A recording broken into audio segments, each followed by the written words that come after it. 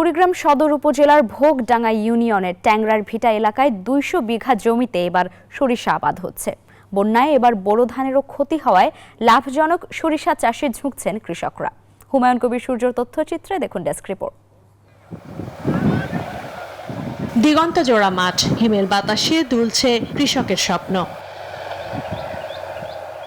অসময়ের বন্যায় বসতভিটা আর ফসলের জমির ক্ষতি কাটিয়ে উঠতে সরিষা আবাদ করছেন কুড়িগ্রামের কৃষক। ট্যাংরার ভিটা গ্রামে এবার ২০০ বিঘা জমিতে সরিষা আবাদ করছেন তারা।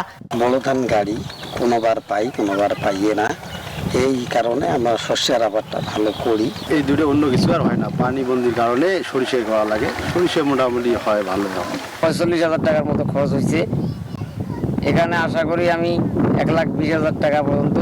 ২৫০টিরও বেশি ডিজাইন অপশন নিয়ে ওয়ালটন স্মার্ট ফ্রিজ বোঝে আপনার প্রয়োজন। বিক্রি করতে পারব। সরকারি প্রণোদনা ও পুনর্বাসন কর্মসূচির আওতায় ৫০ জন কৃষককে সহায়তা দেয় কৃষি বিভাগ। তাদের পাশাপাশি অন্যান্য কৃষকও সরিষা চাষে আগ্রহী হয়ে উঠছেন।